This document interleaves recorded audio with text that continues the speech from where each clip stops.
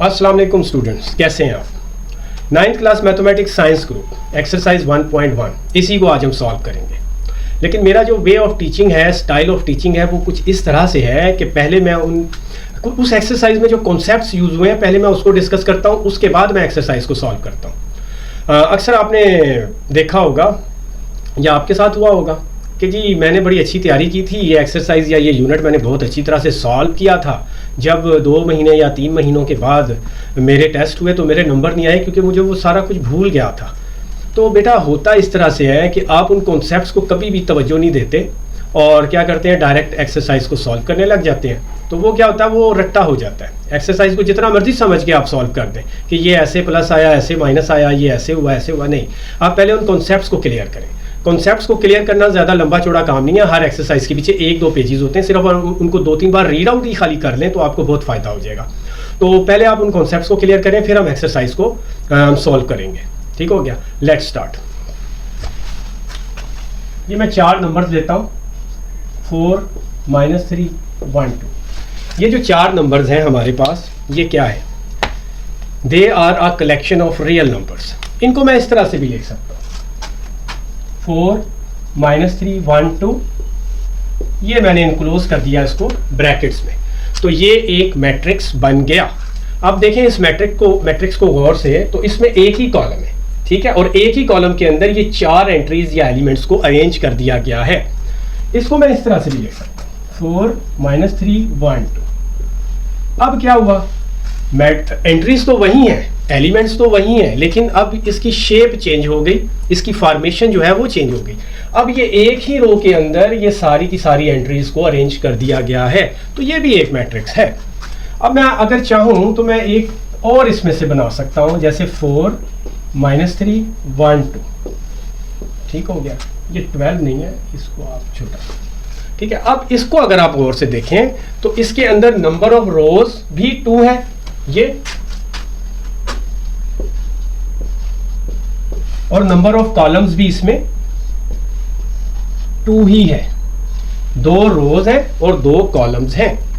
तो कहने का मकसद ये है कि मैट्रिक्स को अगर हम डिफाइन करें तो इस तरह से करेंगे, a collection of real numbers arranged in rows and columns. देखें, column, row, rows and columns, arranged in rows and columns in such a way to form और रेक्टेंगुलर फॉर्मेशन।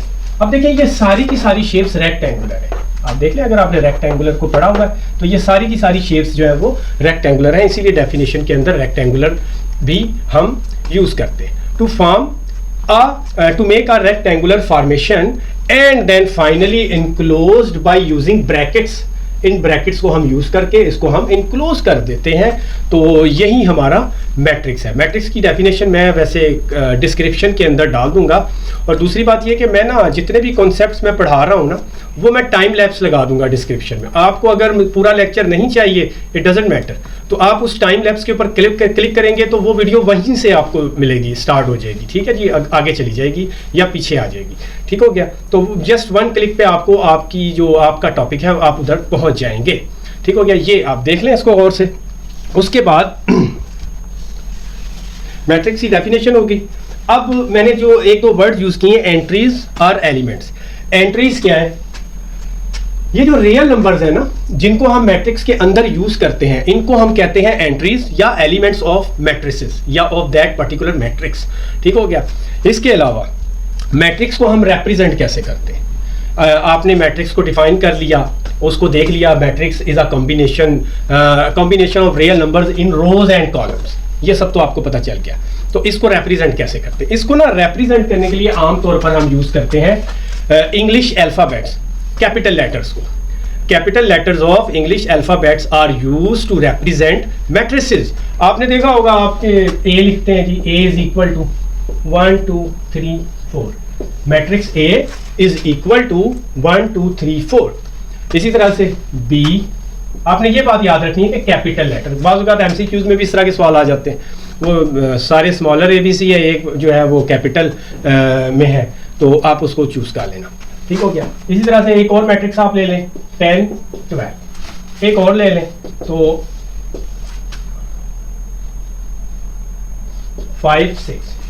तो मैट्रिसेस को रिप्रेजेंट करने के लिए हम इंग्लिश अल्फ़ाबेट से capital letters को यूज़ करते हैं हमेशा, और कुछ कैपिटल लेटर्स ऐसे हैं जो सिर्फ मखसूस या पर्टिकुलर मैट्रिसेस के लिए ही यूज़ होते हैं, जैसे आई यूनिट मैट्रिक्स के लिए यूज़ होता है, और इसके अलावा ओ नल मैट्रिक्स या ज़ीरो मैट्रिक्स के लिए यूज़ हम करते हैं।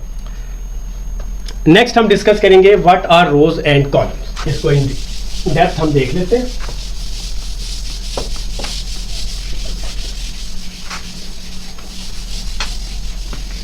बेटा ये यूनिट तो आसान है, तो आपको लग रहा होगा कि सर हमें जो है ना कराई जा रहे हैं। अगले यूनिट्स में जब आप आएंगे तो वहाँ पे इसकी बहुत ज़्यादा अहमियत है। ये जो कॉन्सेप्ट्स हैं इनकी बहुत ज़्यादा अहमियत भी होगी, और इनकी जो है ना इनको करना ज़रूरी भी होगा आपके लिए। तो लेकिन आप थोड़ा सा सब्र से काम लें और मेरे साथ बने रहें। इंशाल्लाह आपको किसी ट्यूशन की, किसी एकेडमी की ज़रूरत नहीं पड़ने वाली। और अगर इसके अलावा अगर आपको ज़रूरत पड़ भी जाए privately, I am ready to facilitate you by all means. Next हम पढ़ेंगे जी रोज एंड कॉलम्स। आप देखें जी हमारे पास एक मैट्रिक्स है 1 2, ठीक है। अगर आप इसको गौर से देखें, ये जो एक लाइन होती है, एक लाइन के ऊपर जितने भी एलिमेंट्स होते हैं ना वो उसकी रो बनाती है। तो इस मैट्रिक्स में सिर्फ एक ही रो है, ठीक हो गया। अगर हम इसको देखें, इसमें दो लाइनें और हम खींच सकते हैं, ये और ये, कॉलम 1 कॉलम 2। तो इनको हम कहते हैं रो। रो के लिए याद करने के लिए बड़ा आसान तरीका, जब आप बेड में लेटते हैं ना सोने के लिए, आराम फरमाने के लिए, टिकटॉक वगैरह देखने के लिए बस बैठ जाते हैं, लेट जाते हैं, तो आप रो की शक्ल में होते हैं जी, लेटे हुए हैं, रो। इसी तरह से अगर आप घर से बाहर निकलते हैं, खंबा देखते हैं, खंबा बिल्कुल सीधा डायरेक्ट, उसे हम कॉलम कहते हैं। कॉलम जो है ना, खंबे को पोस्ट भी बोलते हैं और कॉलम भी बोलते हैं इंग्लिश में, ठीक है जी।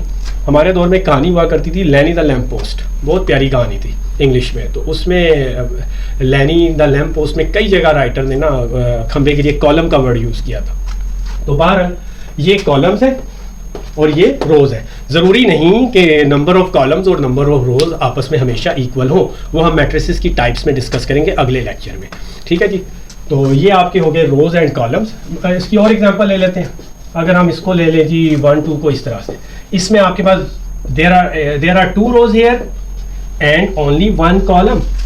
अगर हम एक और एग्जांपल ले लें, C इज इक्वल टू 5 3 8 10, तो यहाँ पे आप देख सकते हैं there are 2 rows and 2 columns. तो ये जो रोज और कॉलम्स है ये इसकी मैट्रिसेस की टाइप्स को भी डिफाइन करती हैं, ठीक हो गया। अब हम नेक्स्ट डिस्कस करेंगे। अगर आपको रोज की समझ आ गई है, कॉलम्स की समझ आ गई है, तो अब हम डिस्कस करेंगे ऑर्डर ऑफ अ मैट्रिक्स क्या चीज़ है।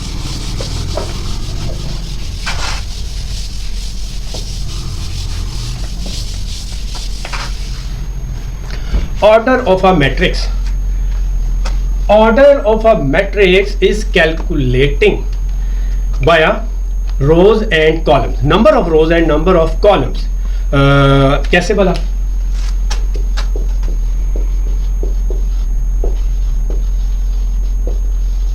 Order of matrices. एक आप एग्जांपल ले लें। A is equal to 1 2, B is equal to 1 2, C is equal to 2 1 3 4, ठीक हो गया। और एक और एग्जांपल ले लें, D is equal to only 5।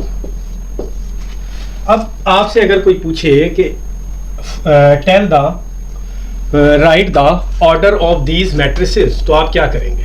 आपने सिंपली ये करना है, इसमें से देखना है कि यार ये वाला जो मैट्रिक्स है A, मैट्रिक्स A में number of rose cross number of columns, M for number of रोज और N for number of columns. आपने इसमें से देखना है कि भाई नंबर ऑफ रोज कितनी है, ओनली 1, तो यहाँ पे आप लिख दो 1 क्रॉस, और नंबर ऑफ कॉलम्स कितने हैं जी, ठीक है 1 2, there are 2 columns here, then we should write here 2।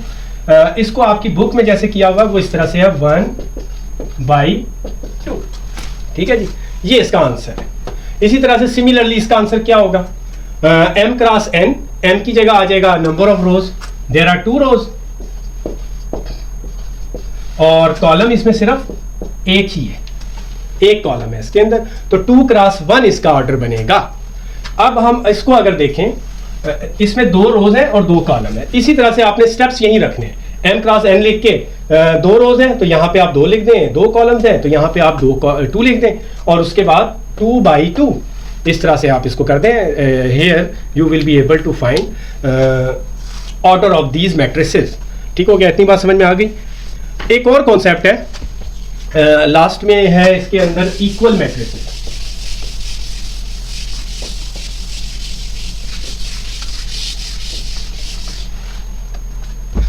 Equal matrices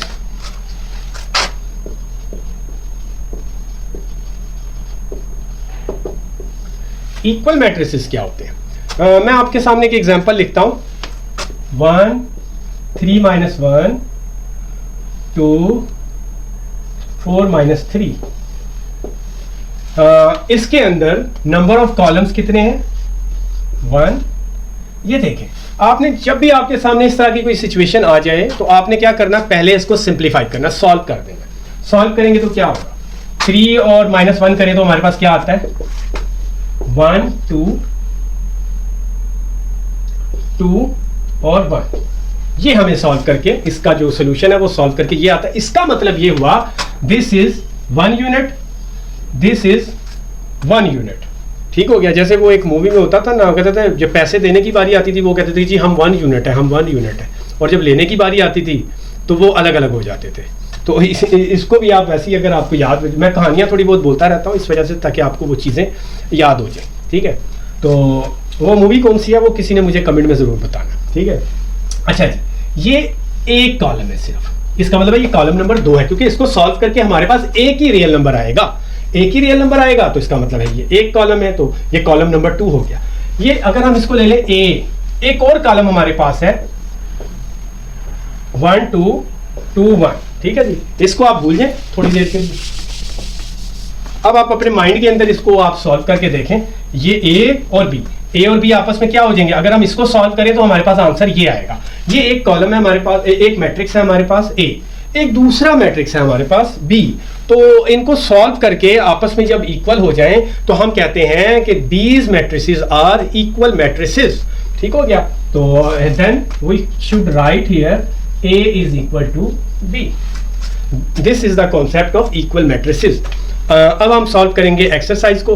video को मैं पास करके पहले मैं एक्सरसाइज के क्वेश्चंस देखूंगा ताकि ये वीडियो जो है ना बहुत ज़्यादा लंबी ना हो. Thank you.